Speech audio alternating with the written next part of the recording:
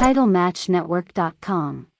In the meantime, I was talking to maybe Dusty or somebody, and he had this idea. I thought it was with Baby Doll, with me and Baby Doll. I did do a little bit with Perez, but then Perez had a different attitude. He was never happy. Right. So I think that kind of cut that short. But then me and Baby Doll had this thing where we were going to do the, expose Dusty with the secret pictures. What was that going to be? In the manila envelope. She still has it. Yeah.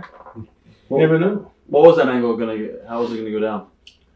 You know what? I'm really not sure of the exact program of it because it didn't get off the ground. Back in those days, they weren't all that far out, but Dusty there was some kind of picture. Baby Doll still has them. She's got the envelope. Right. She's got the picture. There's some kind of picture of Dusty, some goofy, weird thing. Right. And we were just about getting ready to expose it. She was out there, we're doing interviews, threatening him with the blackmail. Huh. And then Dusty was going to come out to confront her, and she was supposed to give Dusty this big, juicy kiss. Right. Which was supposed to symbolize the kiss of death. But Baby Doll was married to Sam Houston at this time, kind of like newlyweds, and he was an idiot. And he was jealously freaking out. And so when Dusty came out, she was afraid to give him the kiss of death. So she said something and didn't kiss him and walked off. And Dusty was fuming. All right. So they fired her. So when they fired her, that ended everything. That ended the whole... And people still talk about it. What was in there? What, this and that. So I just talked to Baby Doll. She's still got the envelope. She's still got the pictures that were in the envelope. I don't know what's ever going to happen with it. Maybe it'll pop it up on TNA with blackmail Cornet. But she doesn't have Sam Houston. Your Sam Houston is now working in the pit crew with Jeff Gordon in NASCAR. Is he? Yep. Remember he was a mess when we seen him in ECW shows in New Orleans. He was like you gotta be kidding. If you were he was a ditch digger. He was working the graveyard. He was the guy who would dig the graves. That's about now he's working in NASCAR. How in the hell did he get in NASCAR? That's crazy. I wouldn't drive a car that came out of a pit with Sam Houston. Wait, we saw him at ECW in like '99. He wasn't even coherent. NWA. Was it any different for you being in a small fish, or being a small fish in a big pond as compared to being the man in the AWA? When I went back to the NWA, right? Did it feel different? Because now you were, small fish in a big pond. Well, it didn't feel that different at the time because I didn't really get the championship belt and the big top push till I went back to the AWA the second time. Right. And so, I was with the AWA and it was doing good and had some fun. And then actually, me and Kathy kind of got together then. And when I went to the NWA to do the Baby Doll thing and some other things that didn't work out, Kathy took off with me. And and then we had our first kid, John, in Charlotte. But then I was there, and then when the Baby Doll thing, kind of fired, and then actually we had a meeting. It was when WCW was just about to get started, and we had a meeting with the WCW people. Turner came and talked to the NWA people because they were buying it out. The Crockett's mother has had enough, and she cut off the money. So the Crockett's had to sell it. And Ted liked the programming on TBS. So he bought it. And I remember the meeting coming where the guy from TBS came in and said stuff like, well, we're going to buy this over, we're going to take it over. And at first, you won't think we know what we're doing. But we do. Right. And I remember saying to myself, no, you don't. You don't have a clue what you're getting involved in. So they were getting ready to buy that out and start WCW, but I didn't like the politics at the time. So at that time, a combination, I called Greg back and we talked again, and I think that time they just wanted their daughter back too.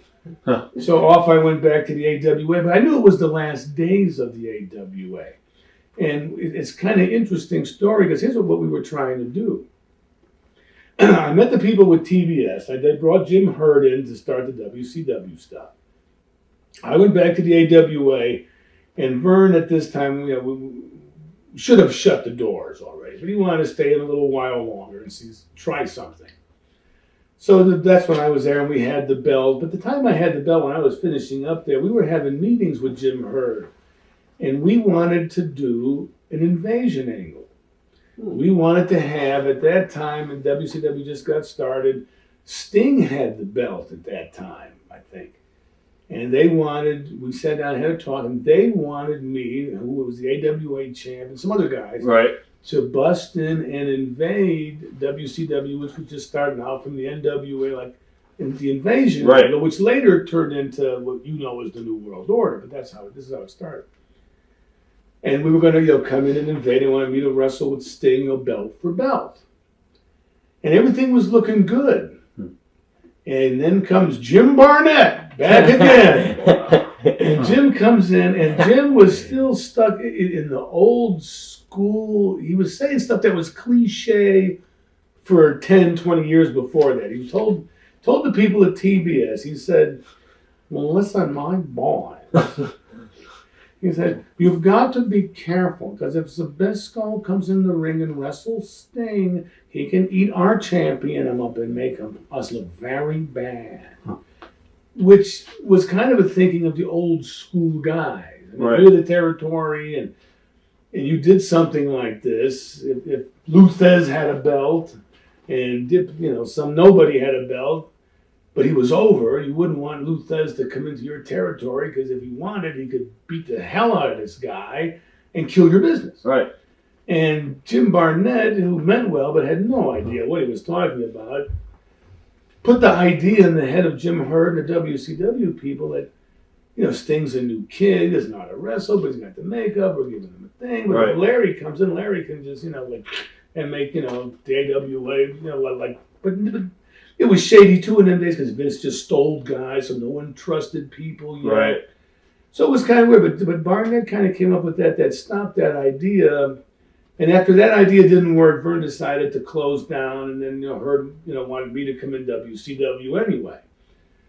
And the invasion angle never happened. But who was sitting there in the office when we were doing this was Eric Bischoff. He was selling Rubber Ninja shit for Vern. Right. And that's where, a few years later, when Eric weaseled his way into WCW, where the invasion angle came from. The New World Order. Right. Which is what I used to call the world on my interviews, because I worked at prophecies. See, Bischoff says that he got that whole NWO from a show in Japan with the UWF Street Fighters and the New Japan guys. Because they sold out the Tokyo Dome. And he always says on interviews he got the NWO from Japan, but... Of course he does. Mm-hmm. Sure. And when you went to WCW, what did you see any politics? Hogan sold out Shea, Bischoff got a brainstorm. Everybody stole something from somebody. Did you see? TitleMatchNetwork.com